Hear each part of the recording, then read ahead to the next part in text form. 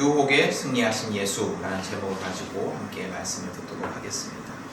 오늘은 사순절 첫 번째 주일입니다. 사순절은 예수님의 순환과 고난을 기억하며 예수님의 십자가를 기억하는, 예수님의 우리를 향한 사랑을 기억하는 절기입니다.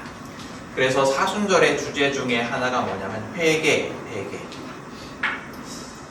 여러분은 회개라고 하면 어떤 경험이나 어떤 이미지가 떠오르는지 모르겠습니다. 저는 회개라고 하면 떠오르는 장면이 있어요. 제가 이제 대학생 때였는데요. 중고등부 학생들을 데리고 교사로 이제 그 청소년 집회에 갔었습니다. 굉장히 유명한 교회의 집회였는데요.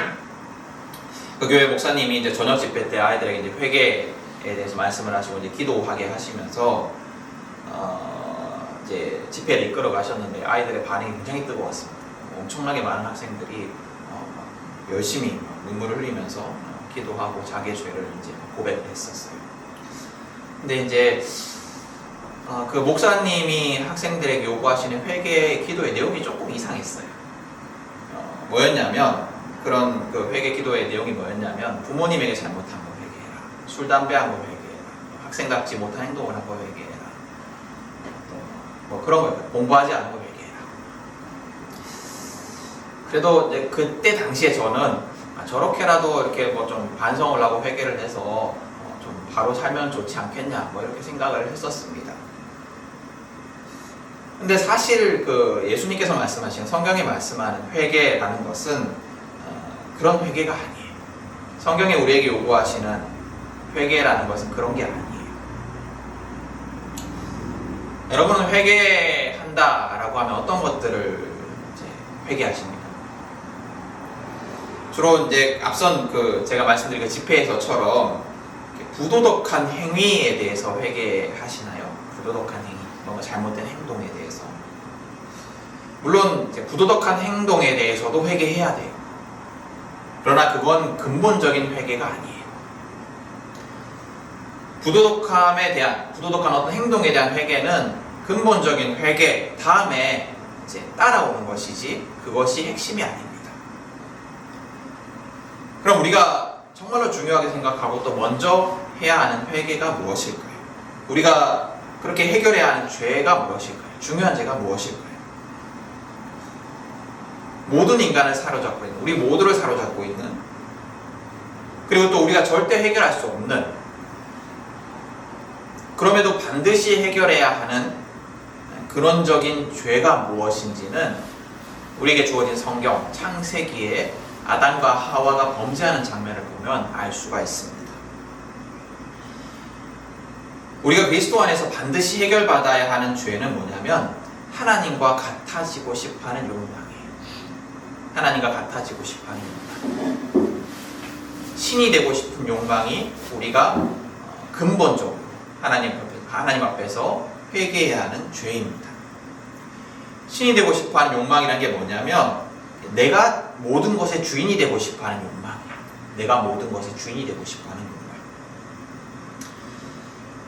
창세기 이야기를 떠올려 보시면 뱀이 하와를 유혹하면서 한 말이 무엇이냐면 너희가 그 나무 열매를 먹으면 하나님처럼 되어서였어요. 그 나무 열매를 먹으면 너희가 하나님처럼 될까봐 하나님이 너에게 그 나무 열매를 못 먹게 한 것이다 라고 유혹을 했어요. 근데 그 유혹에 넘어가죠. 왜냐하면 모든 인간은 그런 어떤 욕망이 있는 거예요.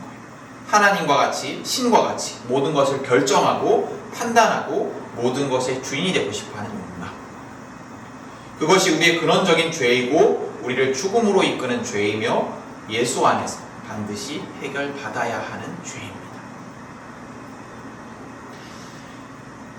우리가 예수를 믿지만 그럼에도 불구하고 이 죄의 흔적은 우리에게 여전히 남아있습니다. 그래서 우리는 하나님의 뜻대로 행하기보다는 나의 뜻대로, 내가 결정한 대로 행동하기를 좋아하고 하나님의 말씀을 기준으로 살아가기보다는 내가 기준이 되어서, 심지어 하나님의 말씀조차도 내가 기준이 되어서 내 마음대로, 내가 원하는 대로 곡해하고 하나님의 모습조차도 내가 원하는 모습으로 만들려고 하는 그런 욕망의 흔적이 우리에게 남아있습니다. 사실 그 내 마음대로 하고 싶어하는 욕망, 내가 기준이 되고 내가 판단하고 싶어하고 내가 원하는 대로 사람을 모든 것들을 만들고 싶어하는 그 신이 되고 싶어하는 욕망이 인간 세상의 모든 문제의 근원이에요. 사람과의 관계에서도 마찬가지, 뭐 부부 관계거든 뭐 직장에서의 관계든 모든 관계에서도 마찬가지. 내가 원하는 대로 그 사람을 만들고 싶고 내가 기준이 되어서 그 사람을 판단하고 이렇게 되면서 서로 간의 갈등이 벌어지는 거 아니겠습니까? 우리에게는 그런 흔적이, 예수를 믿음에도 불구하고 그런 흔적이 남아 있습니다. 그래서 여러분, 우리는 그리스도의 은혜 없이는 이 죄에서 자유로울 수 없는 자들이에요. 그리고 이 죄는 하나님이 되고 싶어하는 이 죄는 성경이 말씀하기를 아주 심각한 죄입니다. 예수를 믿는다는 것은 그래서 내가 죽음으로밖에 갚을 길 없는 아주 심각한 죄를 범한 사람들이다 라는 것을 인정하는 것에서 시작이 됩니다. 내 안에 하나님과 같아지고 싶어하는 욕망이 강력하다는 것, 그것을 인정하는 것, 그리고 이 욕망이 심각한 죄라는 깨달음, 또 이 욕망의 끝에는, 이 죄악의 끝에는 완전한 사망이 있다라는 깨달음이 우리에게 있어야 합니다. 그래야지 예수님이 나의 구주라는 고백이 진정한 고백이 되는 거예요. 여러분, 내 죄가 심각하다라는 인식이 없는데, 내가 죄인이라는 인식이 없는데, 내가 예수를 믿지 않으면, 내가 예수님이 없으면 완전한 죽음으로 밖에 갈 수 없다라는 그런 인식이 없는데, 예수님의 은혜가 뭐 그렇게 크게 다가오겠습니까? 예수 없으면 내가 완전한 고통 속에 거한다라는 인식이 없다라면 예수님이 뭐 그렇게 큰 은혜가 있겠습니까? 예수님이 날 구원해 주기면 그렇게 큰 은혜가 있겠습니까? 여러분, 예수님이 주시는 은혜는 하나님 나라의 생명, 천국의 기쁨, 이게 다가 아닙니다. 그보다 먼저 완전한 사망, 완전한 절망과 고통에서 나를 건져주신 것이 예수님의 사랑이에요. 여러분, 구원이라는 것이, 성경이 말하는 구원이라는 것이 그냥 내가 원래 나름대로 괜찮은 삶을 살아가는데 그 다음에 그렇게 살다가 죽어도 그냥 괜찮은데 거기에 그냥 천국이라는 선물을 더해 주신 것이 아니에요. 우리 근데 그렇게 쉽게 착각해요.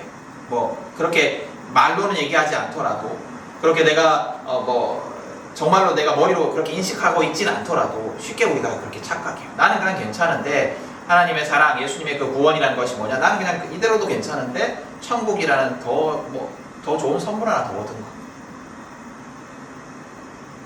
그게 아니에요. 구원이라는 것은 뭐냐면 아무 이유 없이 은혜로, 선물로 죽음에서 나를 구해주신 것이에요. 그리고 놀랍게도 더하여서 영원한 생명까지 주신 것이 구원인 겁니다. 오늘 성경은 예수님이 광야에서 악마에게 시험을 당하시는 장면을 기록하고 있습니다. 바울이라는 사람이 로마서 5장에서 뭐라고 얘기를 하고 있냐면, 아담 한 사람으로 인해서 모든 사람들이 죄인이 되어 죽음의 지배를 받게 되었지만 예수 한 사람으로 인해서 모든 사람이 생명을 얻게 되었다라고 얘기를 합니다. 오늘 예수님의 시험은 이 바울의 말처럼 마치 아담이 받은 시험을 다시 반복하면서 실패한 아담과는 달리 승리하시는 예수님의 모습을 우리에게 보여주는 듯합니다. 우리가 잘 알고 있다시피 아담과 하와는 악마의 유혹에 넘어갔습니다. 그러나 오늘 예수님은 악마의 그 유혹에, 시험에 대해서 승리하십니다. 무슨 일이 벌어지는지 한번 보도록 하겠습니다. 여러분, 오늘 말씀을 보시면 세례를 받으신 예수님은 성령에 이끌려서 광야로 가십니다. 그리고 예수님은 그곳에서 40일을 금식하십니다. 엄청나게 오랜 시간을 금식하신 거예요. 40일 주야를. 모든 것이 풍요로웠던 에덴의 아담과는 달리 매우 시장하에서 약해져 있던 예수님에게 악마가 다가와서 유혹을 합니다. 시험을 합니다. 시험하는 자, 악마가 첫 번째로 한 유혹은 무엇이었냐면 돌을 빵으로 만들어라. 돌을 빵으로 만들어라라는 것이었습니다. 오늘 성경에서 예수님의 시험에 대해서 유혹에 대해서 이제 빵이라고 얘기를 하고 있지만 지금 우리에게 적용해 보면 이 빵은 돈 같은 거예요. 돈. 우리에게 돈과 같은 겁니다. 사람이 사는데 먹을 것이 필수적인 것처럼 자본주의 사회를 살아가는 우리에게 돈은 아주 필수적인 겁니다.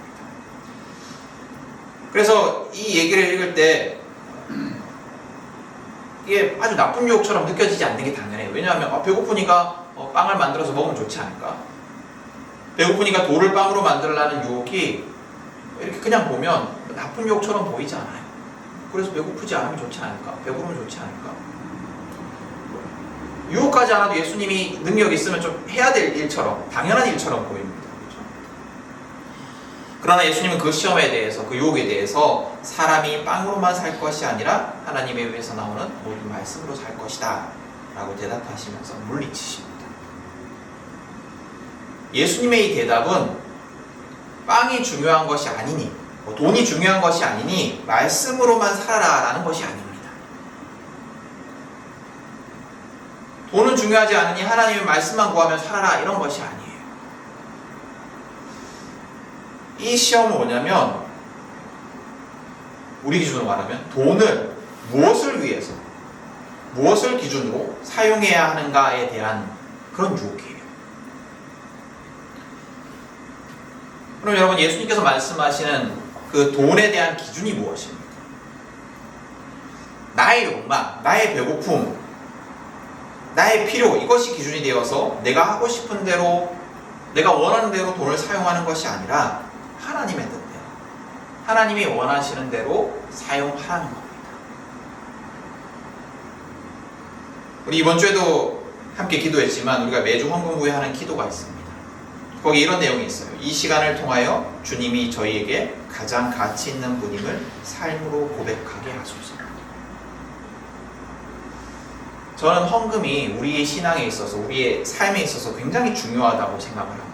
왜냐하면 그것이 주님이 우리에게 가장 가치 있는 분임을 고백하는 행위이기 때문이에요. 여러 번 말씀드린 적이 있어요. 그리고 또 우리는 이렇게 기도합니다. 돈을 숭배하지 않고 하나님을 경배하게 하소서. 여러분, 돈을 어떻게 사용하는가가 우리의 신앙의 고백이에요. 우리에겐 여러 가지 배고픔이 있습니다. 우리에겐 여러 가지 욕망이 있습니다.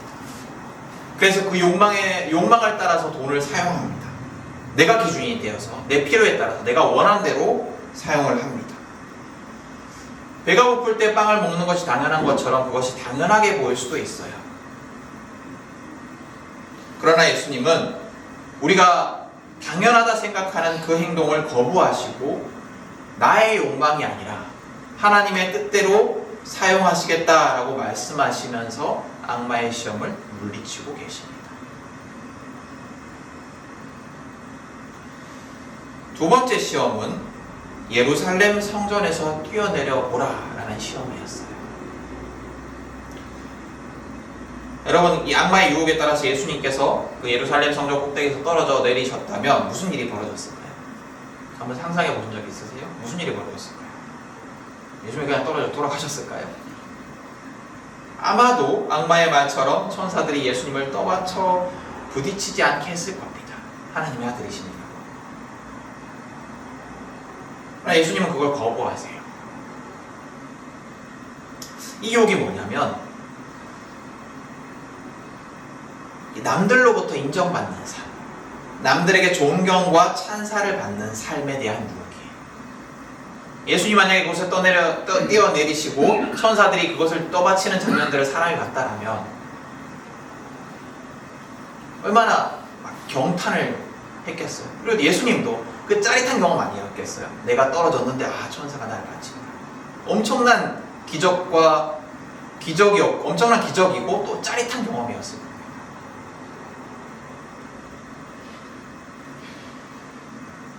남들로부터 인정받는 삶, 남들의 존경과 찬사를 받는 삶은 우리를 강력하게 유혹해요. 그래서 우리는 스스로를 아주 과도하게 반짝이는 포장지로 포장하고 살아갑니다. 남들에게 자기를 드러내기 위해서, 좋은 모습으로 드러내기 위해서 노력합니다. 그래서 좋은 옷, 좋은 차, 좋은 집, 여러 가지 화려한 모습으로 자신을 포장합니다. 사람들이 차를 사는 기준 중에 하차감이라는 게 있다고 해요. 이게 뭐냐면 차에서 딱 내릴 때 사람들이 쳐다봐 주는 그런 어떤 시선, 이런 걸 하차감이라고 해요. 그래서 하차감이 좋다 이러면 내가 이 차에서 내리면 사람들이 막 부러워해 준다라는 거죠. 그래서 그 기준에 따라서 좋은 차, 고급 차, 남들이 부러워하는 차를 삽니다. 집도 마찬가지고 어느 동네에 어떤 브랜드의 아파트에 사는가가 중요한 기준이 돼요. 그게 우리를 드러낼 수 있으니까. 우리가 어떤 사람인지를 보여줄 수 있으니까. 오늘 예수님이 거부하시는 유혹이 이런 거예요. 신앙에 있어서도 마찬가지예요. 신앙에 있어서도 마찬가지예요. 남들과는 다른 더 특별한 어떤 기적, 은혜들을 경험하기를 원하고, 또 그런 기적을 간증하기를 원하는 모습, 또 그런 사람들을 부러워하는 모습이 우리에게 있습니다. 소위 아주 특별한 은사를 얻으면 그것으로 자신을 드러내고 자랑하고 자신을 특별한 사람처럼 은연중에 생각하는 모습들이 있어요. 또 어떤 강렬한 신앙적 경험, 막 눈물을 흘리고 막 가슴이 뜨거워지고 이런 강렬한 신앙적 경험, 이런 것들에 막 도취되어서 신앙생활을 하는 사람들도 있습니다. 그래서 주기적으로 그런 경험을 해야 되는 거죠. 한번 경험을 하고 나면, 그런 어떤 신앙적인 고향의 경험을 하고 나면 한 몇 주간은 막 은혜가 넘치고, 약발 떨어지면 또 한 번 가서 그렇게 해야 되고, 또 약발 떨어지고, 이렇게 어떤 감정적인 막 짜릿함 속에 신앙생활을 하는 사람들도 있어요.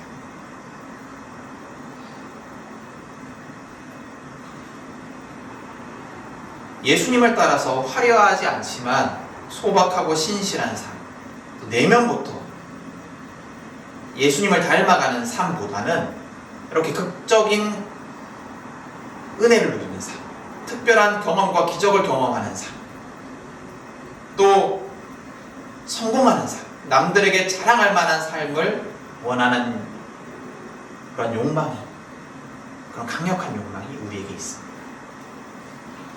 그러나 예수님은 그런 유혹을 물리치고 계세요. 예수님이 하시고자 하시면 성전에서 또 사탄의 유혹, 악마의 유혹과 상관없이 예수님께서 하시고자 하셨으면 예수님은 그 어떤 인간보다 더 화려한 삶, 더 주목받는 삶, 남들로부터 막 찬탄을 얻는 삶을 사실 수 있었을 거예요.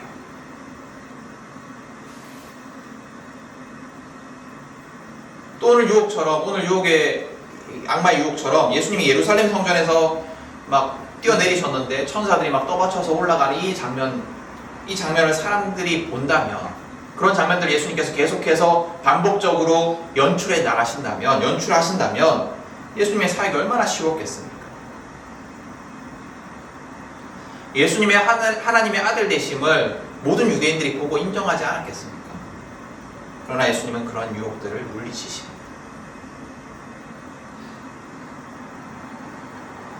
세 번째 시험은 왕국을 주겠다라는 시험입니다. 악마는 예수님에게 자기에게 절을 하면 세상 모든 나라와 영광을 주겠다라고 유혹을 합니다. 악마가 보여준 세상 모든 나라와 영광은 그 당시 성경의 세계를 지배하고 있던 로마 제국의 영광이었을 거예요. 여러분, 그 로마 제국이 굉장히 화려하고 또 엄청난 문명의 발달을 누렸고 영광을 누렸다는 걸 잘 알고 있습니다. 근데 그 로마 제국과 같은 그런 세상의 제국들, 세상을 지배하던 제국들은 모두 착취와 억압의 성과물로 그렇게 번영을 누린 거였어요. 많은 식민지로부터 착취하고 약탈한 부와 또 많은 노예들의 자유를 약탈해서 얻어진 노동력으로 만들어낸 영광이 제국의 영광이었어요. 예수님이 오늘 이 악마의 유혹을 물리치시면서 인용한 신명기, 이 말씀이 신명기의 말씀을 인용한 거거든요. 신명기의 배경도 마찬가지예요. 출애굽 사건이잖아요. 그 당시의 제국이 뭐예요? 이집트 제국. 이집트 문명 또한 서민들과 노예에 대한 착취와 희생을 바탕으로 이루어진 영광의 제국이었어요. 지금 세상도 마찬가지입니다. 소위 선진국이라고 말하는 나라들의 부와 영광, 명예, 문화 수준 이런 것들은 다 아시아와 아프리카 나라들에 대한 착취와 희생 위에서 세워진 거예요.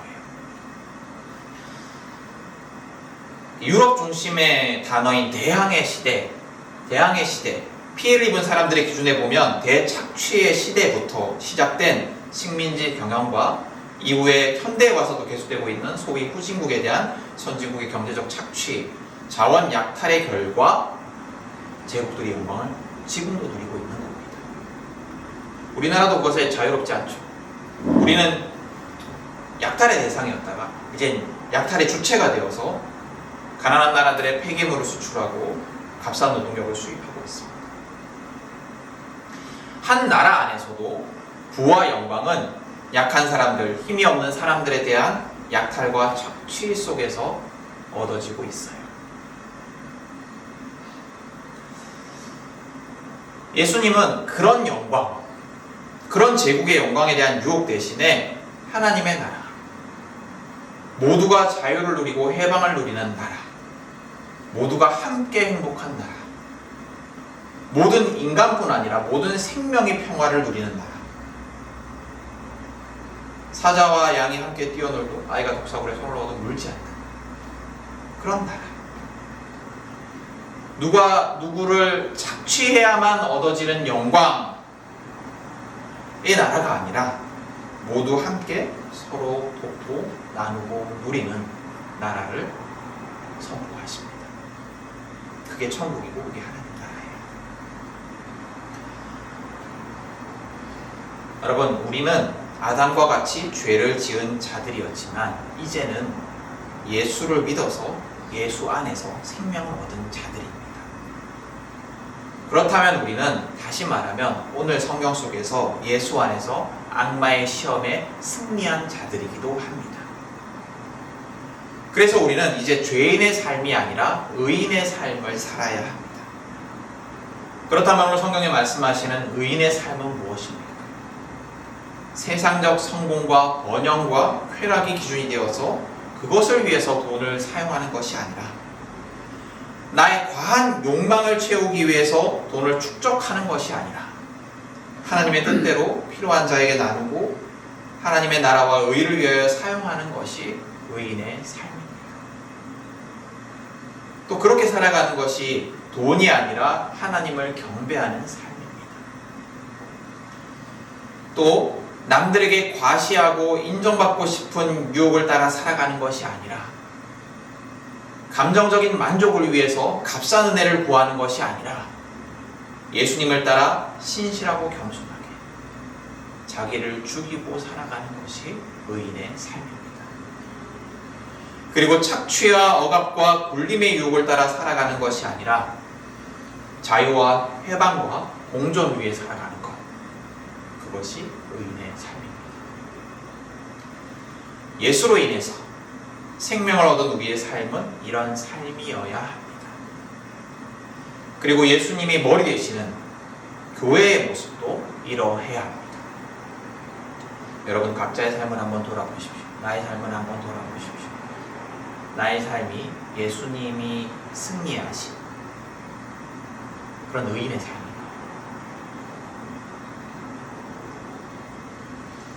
또 우리 교회를 한번 돌아보십시오. 우리 교회는 그렇게 살아가고 있는가?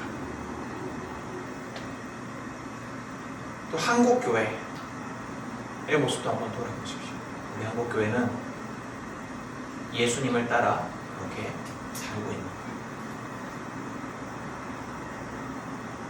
여러분, 예수로 인해서 생명을 얻었음에도 불구하고 여전히 유혹에 무너지는 삶을 살아가고 있는 우리를 회개합시다.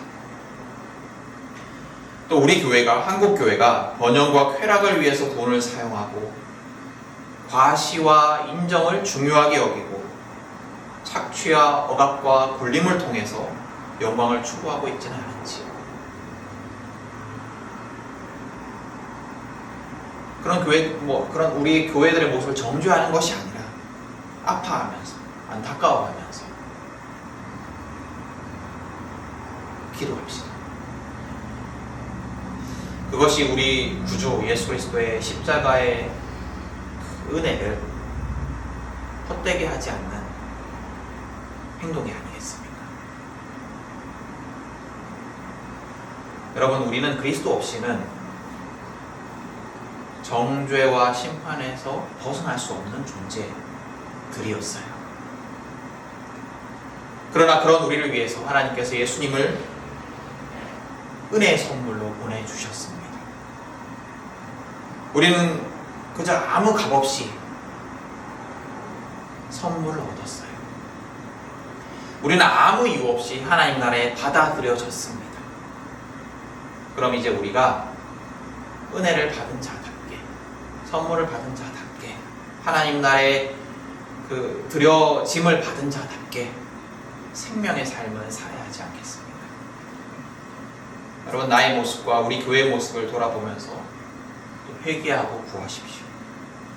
유혹을 이기신 예수를 따라 살게 해달라고.